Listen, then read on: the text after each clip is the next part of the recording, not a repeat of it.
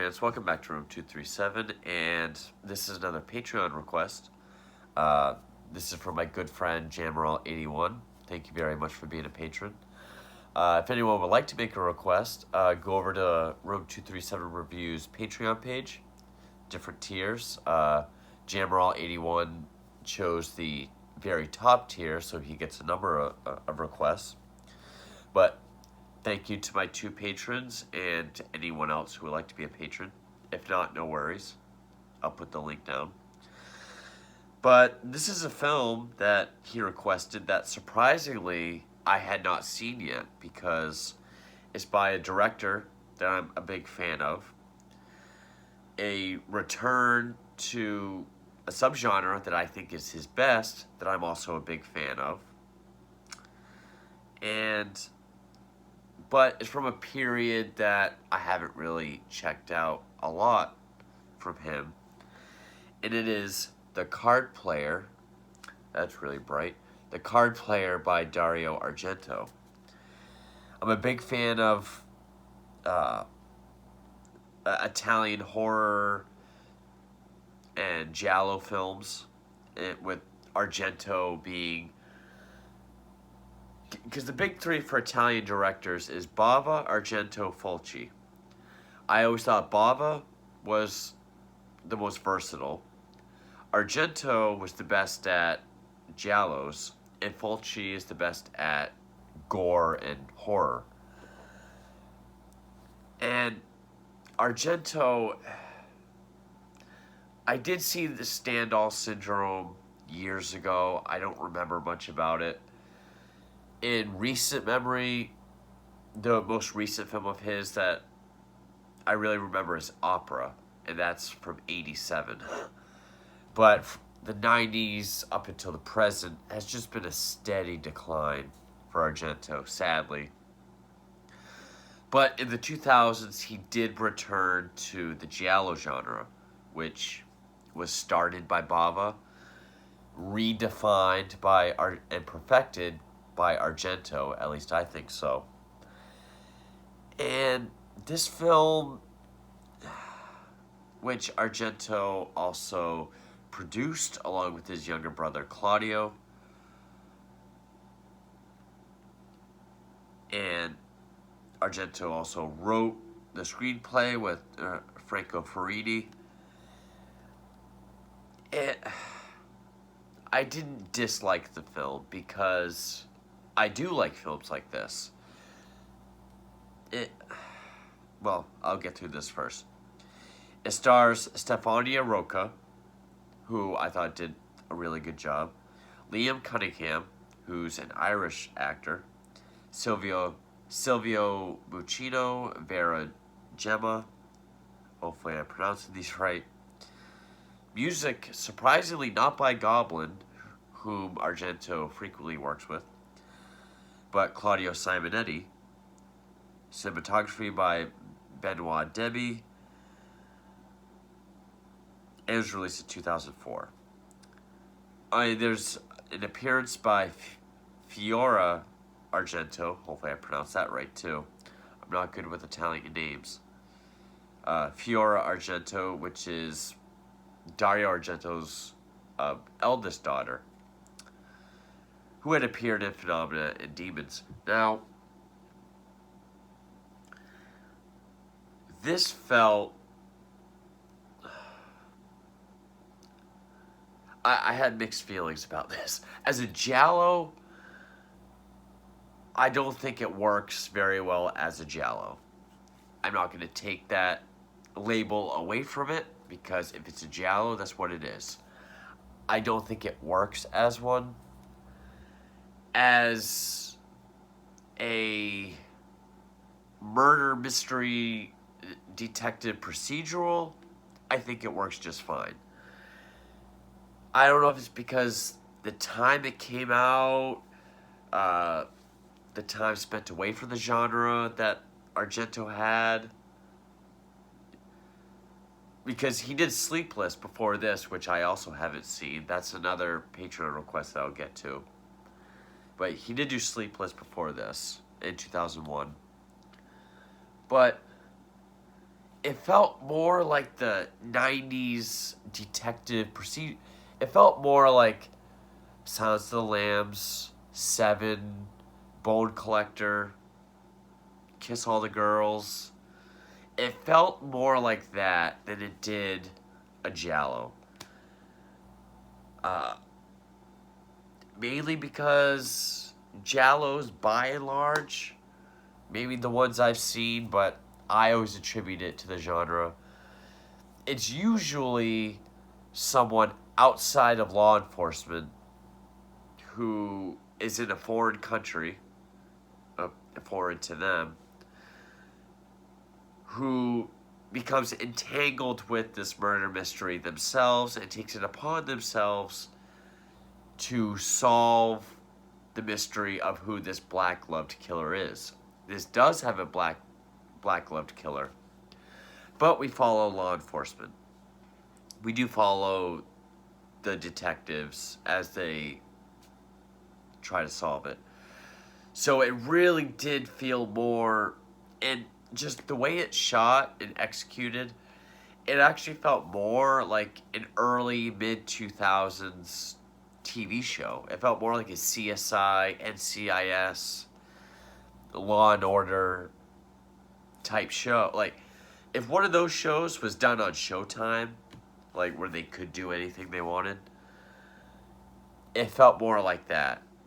And the more I get into it, the more I feel like it gets away from a Giallo. Like, I feel like it has more in common with those films from the 90s that I just mentioned than, say, from Argento alone. Bird of the Crystal Plumage, Cat of Nine Tails, Deep Red, Opera, Tenebrae. Still have not seen Four Flies on Grey Velvet. That's one I have not been able to find. I know there's a Blu-ray of it. But I did think this movie was well acted. It was definitely interesting enough to make me want to see what happens next. 7.5 minutes in, I haven't even told you what it's about yet. There's this serial killer who abducts young women, and he challenges the police department to a game of internet poker, best 2 out of 3, with a webcam on the girl who's all taped up. And, we get 2 victims. Then they find some young kid, this 19-year-old, sort of, not really a protege, but a kid who's really good at online poker. He's kind of their secret weapon. And then the police commissioners, or the Italian equivalent, takes place in Rome, of the police commissioner. His daughter, played by the elder Argento daughter, is abducted and placed in the next game. Which, I guess he wanted his younger daughter, Asia Argento, to play the lead. But I'm glad it went to her instead. Nothing against Asia Argento, but I do think Stefania Rocca did do a good job. I'm actually surprised it wasn't... Oh, God, what is her name? Nickelodeon, I think is how you pronounce it. Who's been in a lot of his movies. Deep Red, Tenebrae, Phenomena. I cannot remember her first name. Daria. And that's just the bare core of the story. And it's not... And there's little pieces like Silence of the Lambs that I caught. Like, in 2 of the victims, they find...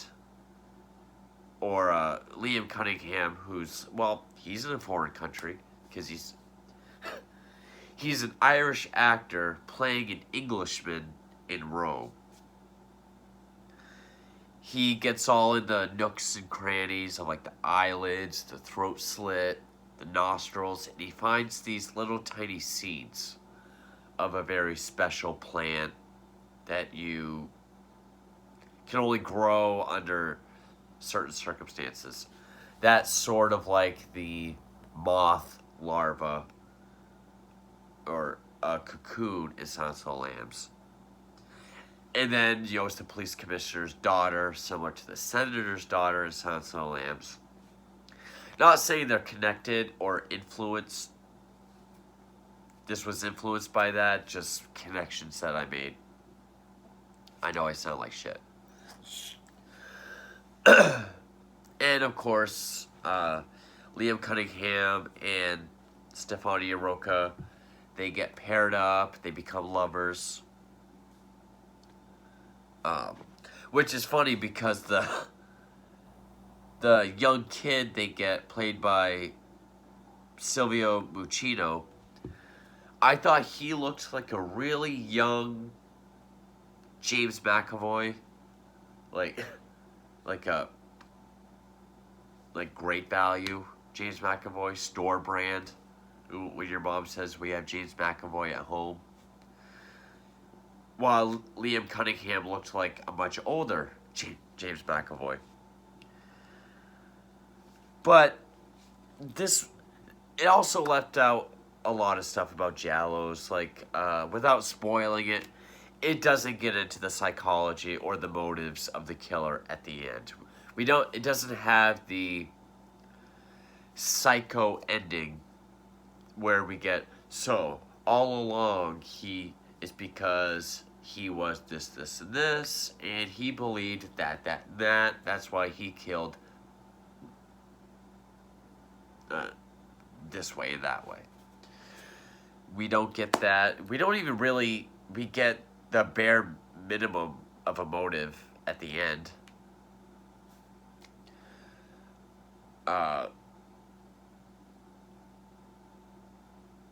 Yeah, so I'm kind of all over the place with this review because I have such mixed feelings about it. It's like, I know it's a Giallo. It feels like just, it is interesting though. It's interesting. It's not like one I've seen before. Like, okay, challenging him to a game, and he plays by the rules. What really gave it away is, and I'm not one of those people that's like, oh, as soon as I opened the DVD case, I knew who the killer was. It's that easy. No. I'm not one of those assholes. I'm a different kind of asshole. The profilers call him an hedonistic killer, meaning he's a risk taker. I heard that, and then because the lead is attacked in her apartment by the killer gets away. So everyone's there doing their thing, and I started thinking, risk taker, it's someone in law enforcement. I didn't quite know who yet. I didn't have them picked out, but I was like, okay, it's definitely got to be someone in law enforcement. And then there was one character that asked a question, and I listened to how he asked it, his body language, and I was just like, I bet it's that guy. And then the more scenes that went by, I was like, what if it is that guy? And then when it got to a certain point, like right before, I was like, this is probably leading up to the reveal, and I was right. So it doesn't really do that good of a... And I know that was one of the complaints that people have with this film, is that it doesn't really do that good of a job at trying to conceal who the killer is. It did seem pretty easy. I mean, at least in Argento's other films, it was kind of surprising who the killer was. Another thing that is gone, it feels like it doesn't feel like an Argento film. That's the main thing. What's gone is his very signature camera work. You don't really get the tracking shots. You don't get the meticulous, symmetrical framing, almost like Kubrick framing that he has in a lot of his films. The death scenes are not set up like beautiful art like in his other films. Like, they're not big, elaborate death scenes. There's a couple, but not like the victims of the killer. Like when some of our other characters die on screen, they just feel like death scenes. We don't really see the girls get killed. Or if we do, we see them killed through like a little webcam screen. So, and I will say, the dead bodies, when they're being examined, decent effects, decent practical effects. There was even one cool bit, because they're dumped in like a bay or a river, then they get found. He went to go unclench this one dead woman's jaw, and when he did, it like released the final gasp of breath and spewed water all over Liam Cunningham. So that was cool. And yeah, the bodies did look like good practical effects. But there is some, even for 2004, horrendous CGI that could have been a really good practical effect. If Argento could have made the same movie back in 81 or 2, or even 76 or 7, and it would have been done practically, and it would have looked great. And that's the big one at the end. There's really not too much to say about it. I mean, it really is a detective procedural film. Okay. Stefania Roca, Liam Cunningham, they get paired up after this body gets found, or they get challenged to a poker game with this girl. They lose, find the body, they look it over, they find a little seed to this flower. There's another game, they lose, find that body, find a seed to that flower. They start asking around to find people who might hang out at the poker clubs. They find this one young kid who seems to just keep winning and winning and winning. They recruit him, which was kind of profound. I don't know if they would do that in real life. Just pluck a kid and be like, hey, you were really good at that game. Let's gamble with these girls' lives. He plays, he wins, gets the commissioner or police chief's daughter. And I thought that was going to be the big case to solve. The big, girl to say, race against the clock. As Sansa Lamb's, like, the senator's daughter. But it's a really quick thing. It's solved in no time. And then it goes on to the next thing. Then the killer realizes that they're onto him, starts targeting and setting up traps for law enforcement, getting people around town involved. And yeah, when she gets attacked at her apartment, however long into the movie that is, that was when I got my first idea of who the killer might be. And I based it off the profile earlier when they said he's hedonistic, he's a risk taker, he gets the thrill of the risk. All in all, just because I don't really know what else to say about it. It's not as interesting or engrossing as his earlier Giallos because it doesn't feel like a Giallo. It does feel more like the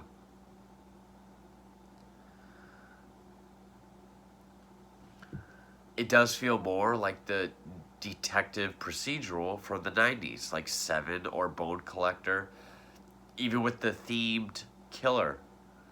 Or Seven, the Seven Deadly Sins, Bone Collector, the kills from that book, The Bone Collector, Kiss All the Girls, The Casanova Killer, Silence of the Lambs, the overweight girls to skin them. I thought it was interesting. I like the idea of challenging the police and being honest with it. I thought the acting was well done. Uh,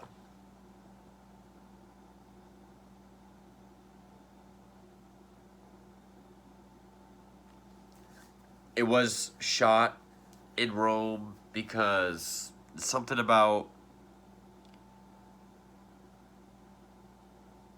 I guess this was going to be a sequel to the Stendhal Syndrome.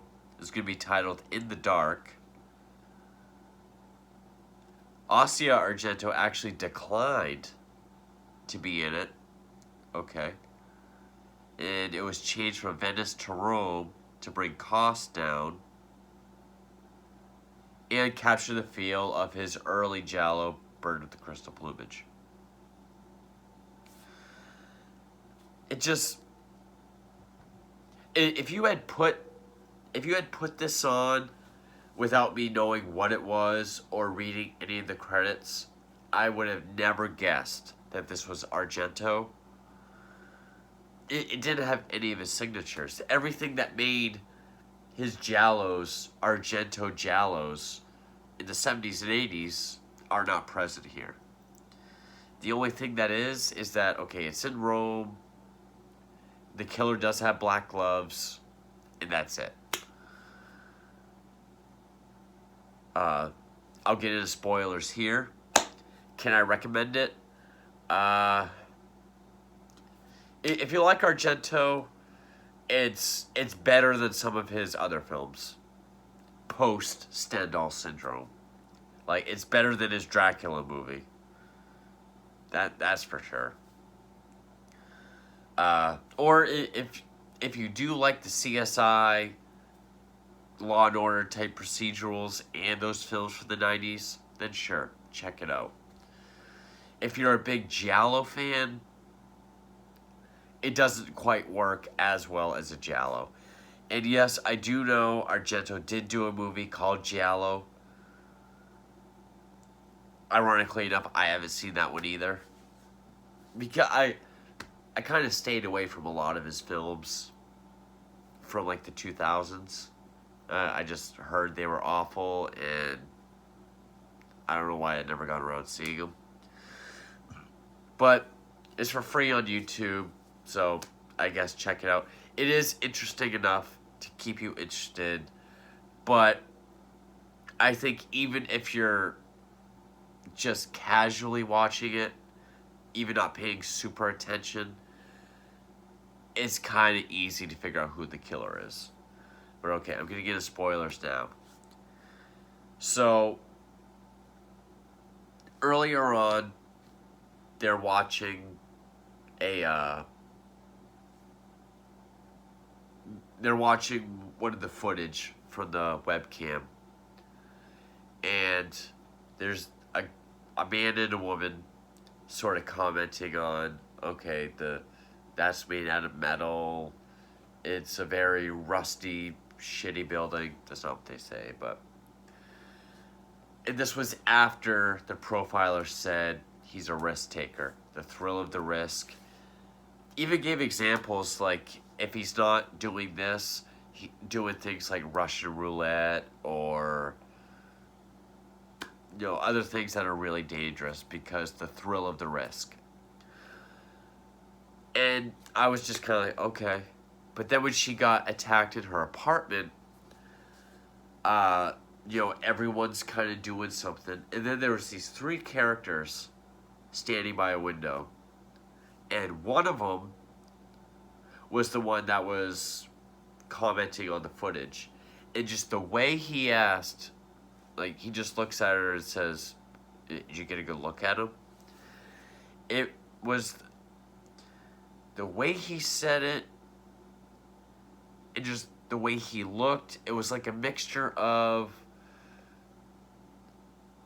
like, worry and just I don't know how to explain it. It just pretty much like saying, it was almost like he just came out and said, "Could you tell it was me?" That's kind of what I got from it. And right when he asked that, that was what clicked in my head of risk taker. Well, actually, before that, it was risk taker. Okay, I'm willing to bet it's someone in law enforcement. It's going to be. And then when he said that, I was like, I wonder if it's this guy. I'm willing to bet it is. And then, towards the end, when they say they found, because Liam Cunningham gets killed, he's following a lead, because the killer eventually hires all these people around town. Like, he hired this one waitress to lure the kid playing the games for them to this one area with these two doors, one that leads to safety, one that leads to death. And he goes through a door. He ends up getting roped around the neck, pulled by a boat. And this seemed a little convenient, because how would they know this was going to happen? He had a knife in his pocket. He cuts the rope. And he's just kind of floating. Backs into a boat, which has the sticks with the big hook on it. Gets it in the throat. It's like, that was almost like Jigsaw anticipation. He gets killed. A club owner that they questioned earlier, he calls Liam Cunningham and says, "Hey, I got a lead. It's there's this other guy that was really good. He lives down at this place." So he goes to check it out, and it's like this greenhouse. There's the flower gives off these sort of like white dandelion things. And as soon as he opens the door, there's like this trigger thing with a board and nails goes all the way through him. So the people are saying, "Hey, we found his car. It's abandoned." So Stefani Aroka is going to go. But then that guy pulls up and is like, "Hey, I'm going there right now. Hop in." And I was just like, it's really close to the end. I bet he's going to lead her to a place. It's going to be the big reveal. And it was. He handcuffs both of them to the railroad tracks. Challenges her to another best 2 out of 3 on a laptop. She does win, but he still like fights her for the key, and she's able to undo the cuff that links them together, rolls off of it, and then when he goes to do his, the key breaks, and the train is coming, and oh my god. The camera's underneath the train, and we get a CGI body tumbling around. And it's just like, you could have done this 30 years ago, practically, and it would have looked way better. But, okay, I mean, that was really the only CGI thing I caught, so whatever. And then it just ends. I'll give it that. It does end like an Italian film, like a Giallo. Not as suddenly, but suddenly. She gets a call saying, "Hey, you're pregnant." She smiles, looks up, I guess to say she's going to have his baby. Liam Cunningham's baby. But it didn't get into the only thing it gave was when she asked why are you doing this, he says, "Do you really have to ask? I've always loved you." It's like, did it even hint at a romantic history, or is it implying that he's worked with her for a while and just always loved her like a creep? It doesn't get into. See, Giallo's. Pick any Giallo from 60s, 70s, and 80s. You get the ending like Psycho, where you get the full psychology of the backstory, why they're doing it, what started it, why the victims are who they are, what makes them tick. You get all that. Here it doesn't, which, again, just makes me feel like it's another one of those episodic shows, or just one of, even those movies from the 90s, you get a bit more of an explanation at the end. And I know some people say, I thought you liked ambiguity and didn't like exposition. Well, if a movie's a mystery, I kind of like an explanation. But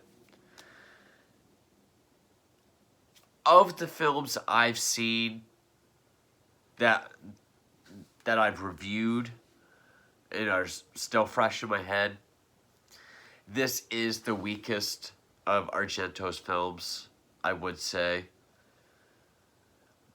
But I do like the detective procedural style and genre enough that it kept me interested. I was just disappointed with it as a Giallo. I was disappointed with the ending. I did think it did a very poor job at concealing the killer. Some things felt a little too convenient. I felt a lot of Argento's signature works as a director, like his tracking shots, his camera work, the way he captures color and architecture and his symmetrical frames. I thought that was gone. It actually felt kind of weird seeing Argento in the 2000s. But yeah. I thought the best part of this movie was the cast. I thought the cast did do a good job. Of course, it's an Italian film, so they filmed it. I guess they still do this, at least up until 2004. Shoot it with no sound, and then dub the sound. But Liam Cunningham's Irish accent even came through a little bit sometimes, and I still thought the cast did a good job. The writing, for the most part, was fine. It was just when it got to the really precise, like, well-timed, convenient stuff that you would see in, like, a Saw film, like with how the kid Remo gets killed. The way Liam Cunningham got killed, I could buy that. Okay, he set up a trap, he had someone sell it, and then he fell for it. I like the idea of the killer. No, I liked everything. It didn't feel like a Giallo. I think it failed as a Giallo. I thought what made a Giallo was missing. It just felt more like a detective procedural. But I'm just gonna keep repeating myself at this point. But jamaral81, thank you so much for your for being a patron and your a request. I will get to Sleepless when I can. I know I'm stuttering now, moron. Jamaral81, thank you very much. If you watch this whole review, wow, going on 35 minutes. That's too long.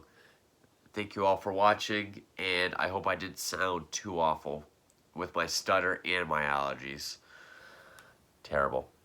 Thank you all for watching.